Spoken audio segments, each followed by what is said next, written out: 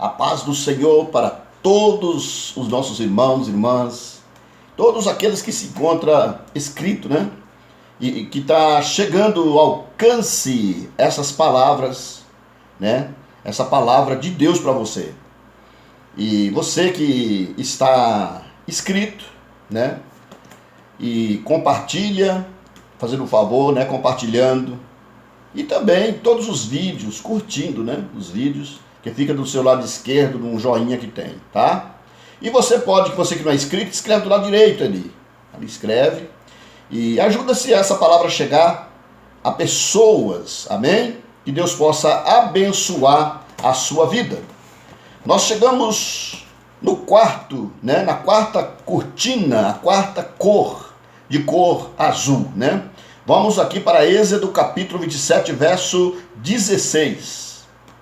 Que diz assim a palavra de Deus: E à porta do pátio haverá uma coberta de 20 côvados de pano azul, e púrpura, e carmesim, e linho fino, torcido, de cor de bordador, as suas colunas 4 e as suas bases 4. Esse é o versículo da base, né? Da palavra, da cobertura das 4 colunas e das suas bases, né? Nós hoje estamos na quarta cortina, a cortina azul, né? Que aponta para o Evangelho de João. Nós vemos aqui a palavra de Deus nos mostrando de uma forma muito maravilhosa. Nós vamos ver essa cor indica sempre o céu, ou aquilo que é celeste. Indica Jesus no Novo Testamento, e sempre indica o céu e naquilo que é celeste, tanto para o povo judeu na cor azul, na cortina azul, que representa João, e aqui no Novo Testamento representa Jesus, né? Nessa cor azul celeste.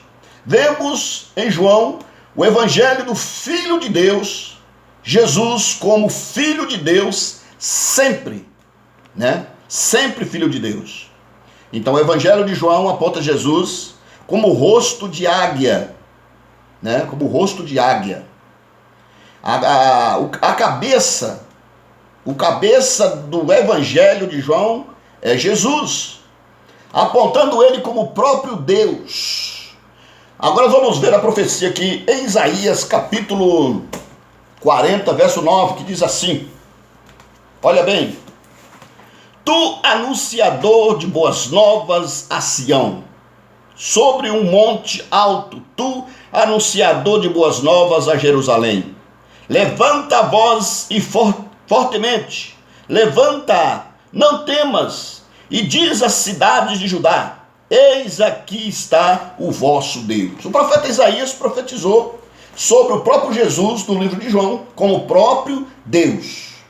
Porque Deus Pai, Deus Filho, Deus Espírito Santo, né? Os 3 atributos de onisciência, onipresença e onipotência só pertencem a Deus Pai, Deus Filho e Deus Espírito Santo. E aqui, na profecia de Isaías, ele é apontado como o próprio Deus, né? O próprio Deus. Louvado seja o nome do Senhor.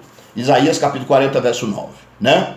Então veja aqui, dentre as referências ao azul do Antigo Testamento, destaca-se a do cordão azul. O que é o cordão azul? O cordão azul nós vamos ver em Números, capítulo 15, né? Números capítulo 15, versículo 38 a 40, que diz assim: Fala aos filhos de Israel e diz-lhes que nas bordas das suas vestes façam franjas pelas suas gerações, e nas franjas das bordas porão um cordão azul. E as franjas vos estará, para que os vejas, e vos lembreis de todos os mandamentos do Senhor, e os façais, e não seguireis após os vossos coração, nem após os vossos olhos, após quais anda ainda adulterando, para que vos lembreis de todos os meus mandamentos, e os façais, santos seja ao vosso Deus. Aqui, nessa referência de números, eles mostram lá no tabernáculo que eles tinham que colocar umas franjas nas bordas das suas vestes e nessas franjas colocar um cordão azul, representando o céu infinito. O cordão, por ser uma das principais símbolos do céu, o azul revela o profundo, de Deus, de conduzir o seu povo a uma constante atitude. Então nós vemos aqui a palavra de Deus nos mostrando, isso era para ficar para gerações. Todo judeu tinha nas bordas das suas vestes um fractério, um alargamento, e também tinha um cordão azul, marcando aquilo que é infinito, aquilo que é do céu, e em Jesus representando aqui no Evangelho de João. Assim, mediante o memorial das fitas azuis, fixadas nas franjas, eram as franjas azuis com as fitas fixadas nas orlas das suas vestes. Todo judeu tinha que ter. No concerto do Sinai, foi lá que Deus falou para Moisés, e de sua chamada para ser o povo santo do Senhor. Em 1 Pedro, capítulo 2, verso 9, Pedro falando para a igreja universal. Aqui, Pedro fala para todas as igrejas. Mas vós sois a geração eleita, o sacerdócio real, porque o sacerdócio de Cristo é o sacerdócio real. Só que lá no Testamento foi um sacerdócio transitório, Na nação santa, povo adquirido, para que anuncieis as virtudes daquele que vos chamou das trevas para a sua maravilhosa luz. Veja aí, louvado seja o nome do Senhor, Das trevas para a maravilhosa luz, nos mostrando que essa luz brilhou nas trevas dos judeus, mas eles não quiseram. Então essa luz brilhou nas trevas dos gentios, eles aceitaram pela fé. Não é verdade?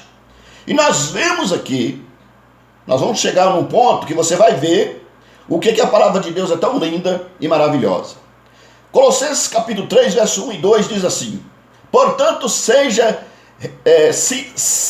já ressuscitaste com Cristo, buscais as coisas que são de cima, onde Cristo está assentado à destra de Deus. Está vendo aí? Pensai nas coisas que são de cima, onde Cristo está sentado à destra de Deus. Por quê? Nós vemos que ele no Monte das Oliveiras, ali ele subiu na sua ascensão para o céu infinito azul, passou pelas nuvens, ele atravessou 2 céus para chegar no 3º céu, no infinito, para que nós possamos ser sacerdotes com ele.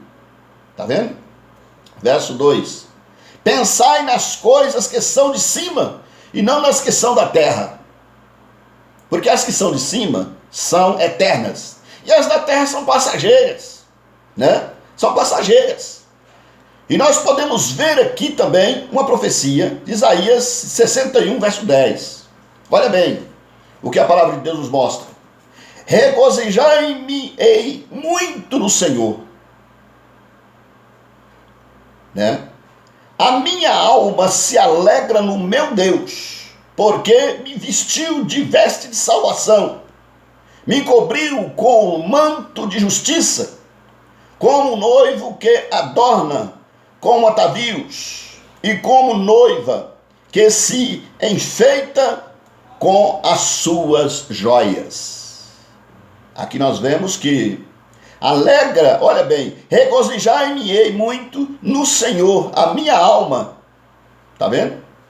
Se alegra no meu Deus, porque me investiu de veste de salvação, me cobriu com um manto de justiça, como noivo que se adorna com atavios, como noiva, como atavios.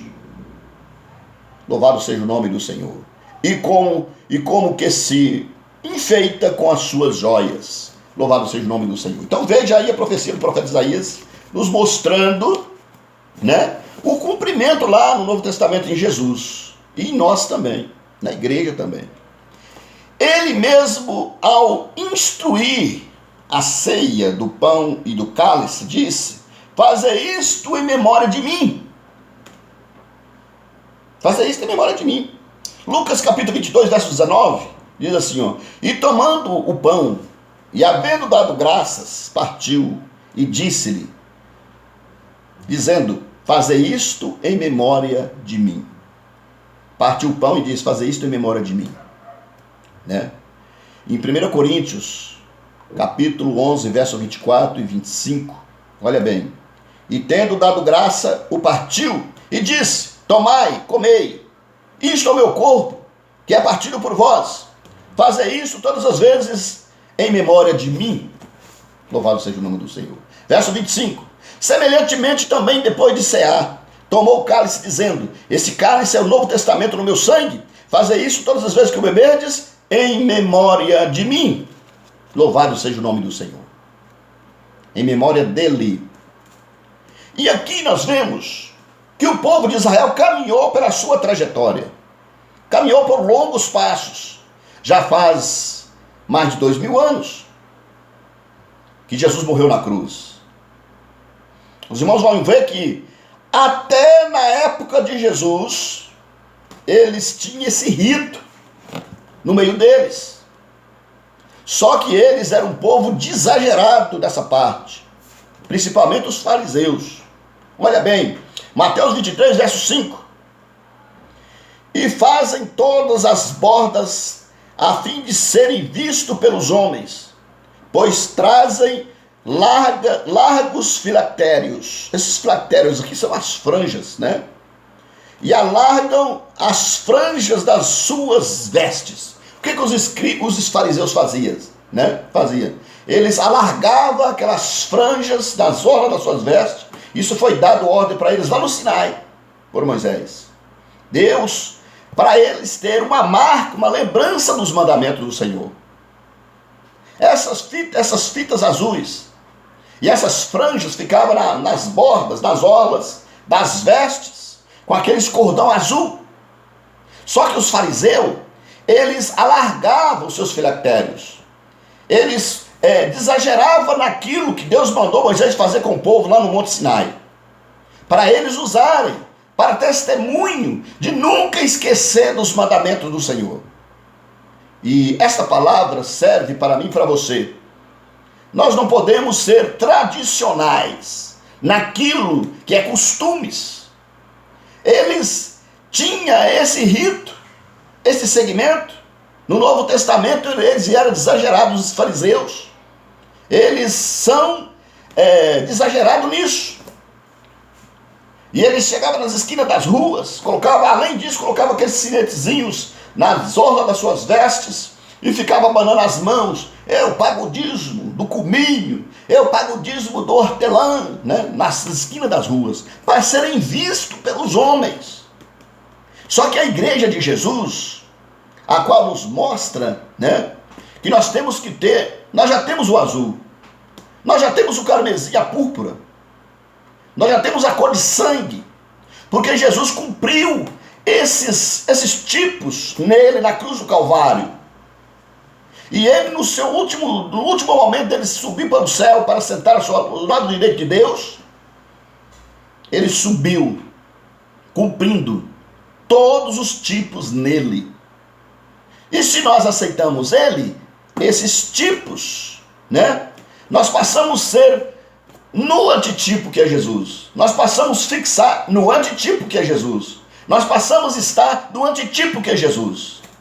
Então tem muitas coisas que às vezes são exageradas, mas às vezes também falta no ser humano.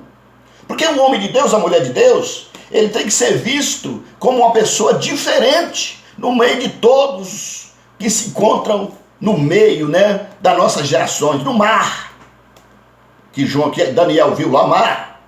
significa povos, nações, povo, grupos, multidões. Nós estamos no meio dessas multidões, desse povão. E esse povão tem que ver nas nossas vidas luz, sal. Duas coisas que Jesus sempre ensinou, ou seja, que nós temos que ser luz do mundo, sal da terra. Por que a terra ainda está seguindo? Por que a terra ainda está aí? Por causa do sal e da luz, né? Não precisa você exagerar, mas mostra a luz de Deus na sua vida, mostra o sal, o gosto, o sabor do tempero do sal na sua vida. Então veja aí o significado da cor azul. E esse cordão azul, ele foi exagerado pelos escribas e os fariseus, mas eles não faziam, eles exigiam que os outros fizessem, mas eles não poderiam fazer nem uma terça parte.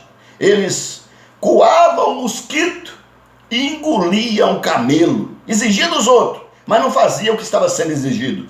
E nesta manhã eu creio que esta palavra falou com você.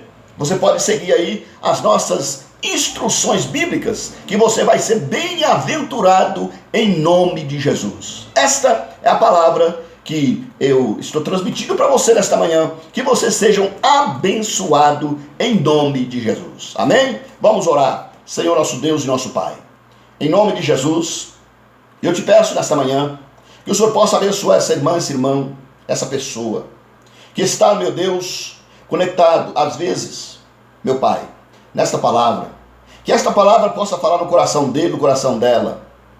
Essa palavra, meu Deus, foi uma palavra mais direcionada ao povo do Senhor, que participa do teu cálice, do teu corpo e do teu sangue, que participa do teu corpo e do teu sangue.